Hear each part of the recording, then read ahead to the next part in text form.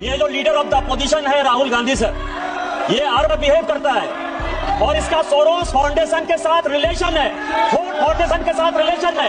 ये Vietnam, Cambodia, Bahrain, Thailand केवल देशद्रोहियों के साथ मिलकर जाता है और ये कभी चुनाव आयोग पर, कभी संविधान पर, कभी स्पीकर पर, जितने भी संवैधानिक संस्थाएं हैं सुप्रीम कोर्ट पर, उसके ऊपर आरोप लगाता है। मेरा आपके माध्यम से आता है कि एक सब्सटेंसिव मोशन पर राहुल गांधी के ऊपर चर्चा होनी चाहिए, उसकी सदस्यता रद्द होनी चाहिए और कभी भी वो चुनाव नहीं लड़ पाए उसकी चर्चा होनी चाहिए। इस नियम के तहत मुझे इजाजत दी जाए। अब लत लेकर के देश के युवा, देश के प्रधानमंत्री को, सरकार के सारे मंत्री को, सारे बीजेपी के प्रवक्ता को, बीजेपी के नेताओं को लत से खदेड़ेगी बरीसा अल्लाह 3 महीने में ये भविष्यवाणी पूरी होने वाली है। जो बच्चा इम्तिहान में बार बार फेल हो रहा है वो टॉपर का गरेबा पकड़ रहा है, तू कौन है ये मुझे बता। इस सदन के भीतर जाने कैसा कैसा वस्त्र हरण हो जाए, क्या कौन किसकी चिट्ठी पढ़ दे, कौन किसकी फोटो पढ़ दे, क्या क्या बवाल हो।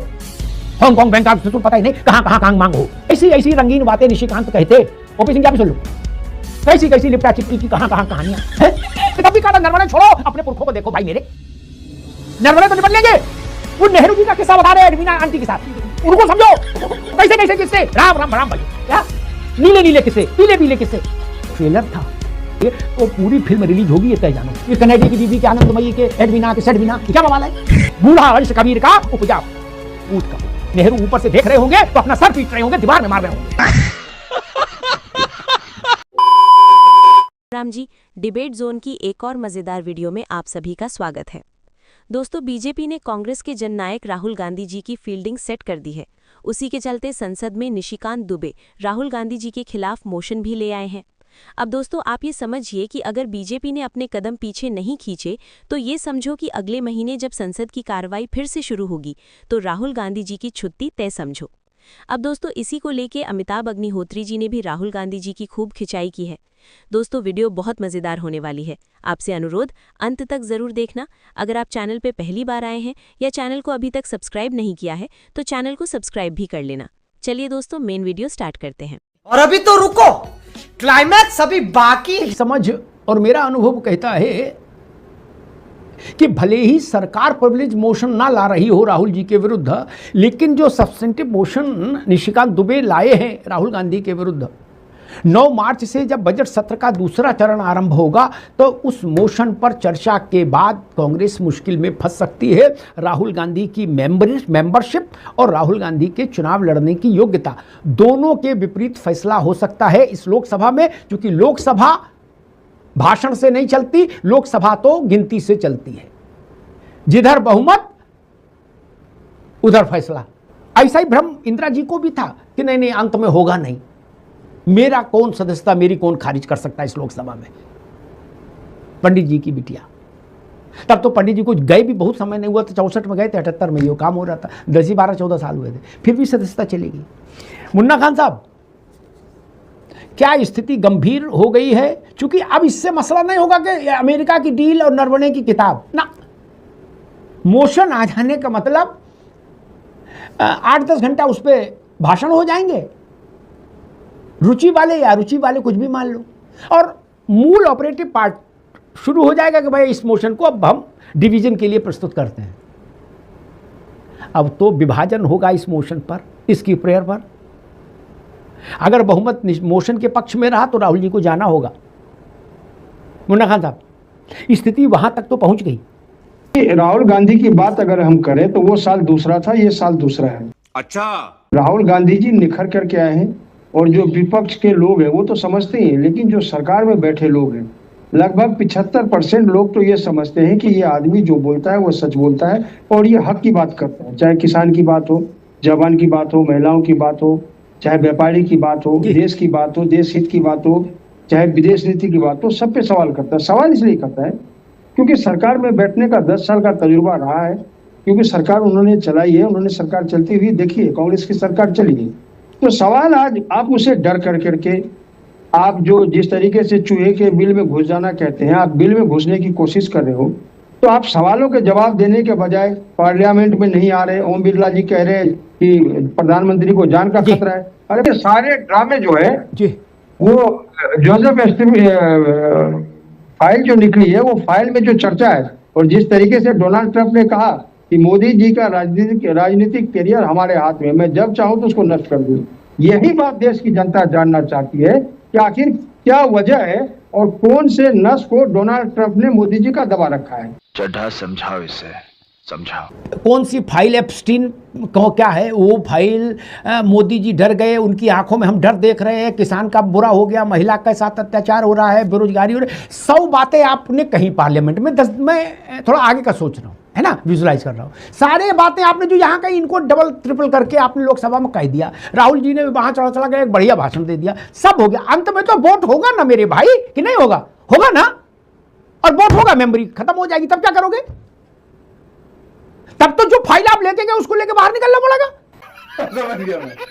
जब लक्ष्य लेकर के देश के युवा, देश के प्रधानमंत्री को, सरकार के सारे मंत्री को, सारे बीजेपी के प्रवक्ता को, बीजेपी के नेताओं को लक्ष्य से खदेड़ेगी, बस ये भविष्यवाणी राहुल गांधी जी की बची है। और इंशाअल्लाह 3 महीने में ये भविष्यवाणी पूरी होने वाली है। ठीक है, सर छुपाने के लिए बीजेपी जगह जी ठीक। जब काटने की औकात नहीं होना तो भौंकना भी नहीं चाहिए। मुन्ना भाई ने 3 महीने की डेडलाइन दे दी, बोले 3 महीने बाद भाजपा वालों को लोग डंडे से मारेंगे। नहीं मारेंगे तो क्या करोगे? डंडा अपने सिर पे मारोगे? फिर ऐसी बात क्या है, बोलो यार। मैं पूछ रहा हूं कि 12 मार्च को, 14 मार्च को निशिकांत दुबे के प्रस्ताव पर वोट हो गया तो मेंबरी जानी तय है भैया। आप क्या कुछ भी कहो, भविष्यवाणी कोई करते रहो, मेंबरी तो चली जाएगी, हाउस में तो नहीं घुस पाओगे दोबारा। इंदिरा जी के पास जब ऐसी स्थिति आई थी तो कांग्रेस के 126 मेंबर थे लोकसभा में। अरे मैं भी तब भी इंदिरा गांधी चली गई थी, तब भी इंदिरा गांधी बाहर हो गई थी। कर लो, निशिकांत दुबे को भी आप कोशिश करने दो। राहुल गांधी जी की सदस्यता नहीं जा रही है, कहीं नहीं जा रही है। बीजेपी के लोग इनके सामर्थ्य में, इनके पक्ष में वोट करेंगे और आप मुंह ताकते रह जाना। बीजेपी के लोग इनके पक्ष में वोट करेंगे, बस 2 दिन का मसला देख लो। आप जितनी जोर आजमाइश करना है कर लो, जितनी ताकत लगानी है लगा लो, ये काट की हंडी ज्यादा दिन नहीं चढ़ेगी। अभी बदत है भाई, अभी बदत है। बड़ी बात मुन्ना खान साहब ने कही थी, बोले राहुल गांधी की मेंबरी कहीं नहीं जाएगी। बोले कैसे? बोले भाजपा वाले 70% राहुल गांधी की तरफ है। ये तो बहुत ही मतलब दुनिया का 8वां नहीं 9वां आश्चर्य हो गया नहीं। और ऐसी खबर अभी तक किसी को पता ही नहीं लगी। इतना बड़ा खेल हो गया, खेला फादर ऑफ ऑल खेला नहीं। 70% लोग भाजपा के राहुल गांधी से प्रभावित हो गए हैं। अगर ऐसा हो गए होते तो नरेंद्र मोदी के प्रस्ताव के खिलाफ प्रस्ताव लाके आप उन्हीं को नहीं हटवा देते। अब किसी का इंतजार था क्या धर्मेंद्र भाई? 70% में तो भारतीय जनता पार्टी टूट के नया संसदीय दल बन जाता। मोदी को हटा देते, बातें खत्म हो जाती। आज हटाते तो शाम को राहुल गांधी की शपथ हो जाती। अगर 70% एमपीज बीजेपी के राहुल गांधी से प्रभावित हो गए तो बात अच्छी लगे तो भैया सुन लेना, प्रसन्न होना, और खराब लगे पानी पी लेना। जो भी सरकार में है, चुंगी से लेके और लोकसभा तक में, राष्ट्रीय के सेंट्रल गवर्नमेंट तक में, वो जनता के आशीर्वाद से ही है, किसी की कृपा से नहीं है। और जो नकारे गए हैं उनको विनम्र होना चाहिए और विनम्र होकर स्वीकार करना चाहिए कि हाँ हमारी कुछ कमियां रही होंगी, हमको नकारा गया। जो बच्चा फेल हो रहा है बार बार, वो सबसे ज्यादा ऊंची आवाज में चिल्ला रहा है। जो बच्चा इम्तिहान में बार बार फेल हो रहा है, वो टॉपर का गरेबा पकड़ रहा है, कह रहा तू कौन है ये मुझे बता। ठीक है तेरे 100 में 90 नंबर आए, लेकिन तू कौन है? मेरे भले 100 में 10 आए हो। सबसे बड़ी बूढ़ी पार्टी है प्रदेश की कांग्रेस, और ठीक करे तो संजय राणा। इसमें परिणाम तो जो है वो हमको भी दिख रहा। अगर मोशन आ गया तो परिणाम पर तो कोई चर्चा करने की जरूरत नहीं, परिणाम तो पहले से पता है, सबको पता है, मुझे भी आपको भी। संजय राणा ठीक करे तो परिणाम से ज्यादा चिंता इस बात की है कि सदन के भीतर जाने कैसा कैसा वस्त्र हरण हो जाए। क्या कौन किसकी चिट्ठी पढ़ दे, कौन किसकी फोटो पढ़ दे, क्या क्या बवाल हो। हांगकांग बैंकॉक पता ही नहीं कहां कहां कांग मांग हो, वो सब होगा। अभी तो वो 6 किताबें लाए थे निशिकांत, 6 किताबों में निशिकांत ने ऐसी स्थिति कर दी। और एक विनम्र बात कहता हूं धर्मेंद्र जी, रुक जाओ, अब आगे बात, बहुत विनम्र बात कहता हूं। अगर मैं, रुक जाओ भाई, अगर मैं कांग्रेस होता, मैं राहुल गांधी होता या प्रियंका जी होता, सब लोग सुनिएगा, संजय राणा आप भी सुनिए, और मेरे पुरखों के बारे, रुक जा मुन्ना भाई, मेरे पुरखों के बारे में ऐसी ऐसी रंगीन बातें निशिकांत कहते। ओपी सिंह, आप भी सुन लो, कैसी कैसी लिपटा चिपटी की कहां कहां कहानियां हैं। तो मैं जरूर अपनी सांस के अंतिम क्षण तक उनका प्रतिरोध करता, अपने पुरखों के सम्मान के लिए लड़ता सदन के भीतर। क्या मैं अपने पुरखों के किस्से खुलते हुए देखकर भागता नहीं, बहिष्कार नहीं करता। वो वंश किस लायक जो अपने पुरखों का अपमान देखकर चुपचाप निकल जाए और नरवणे की किताब बगल में दिमाग घूमे। मैंने तब भी कहा था, नरवणे छोड़ो, अपने पुरखों को देखो भाई मेरे।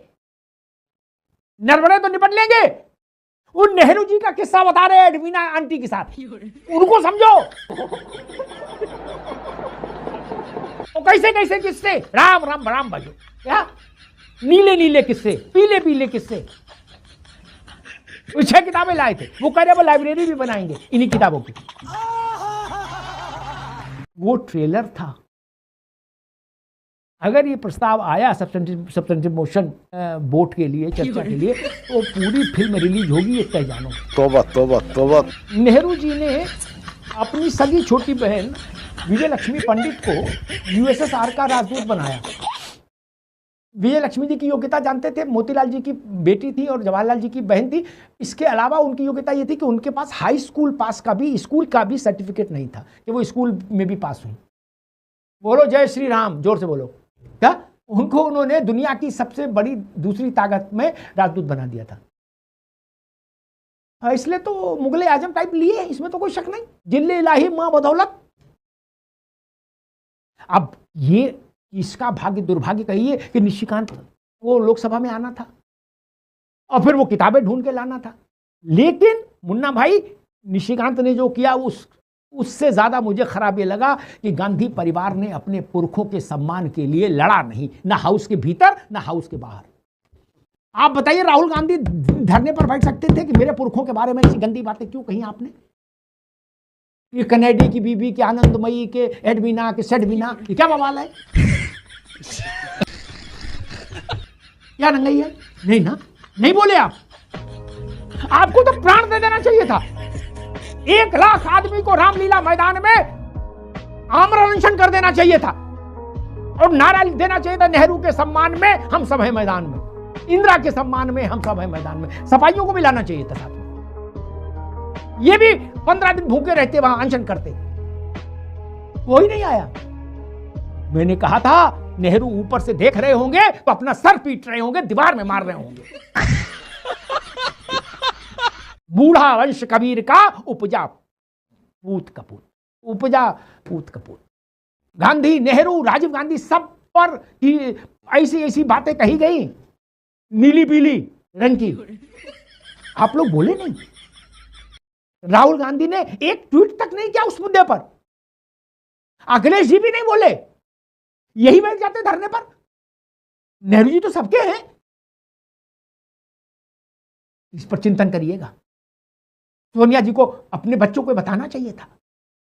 आप पुरखों के सम्मान के लिए नहीं लड़ेंगे तो किसके सम्मान के लिए लड़ेंगे?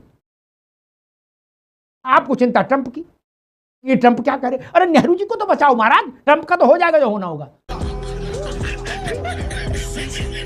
खत्म।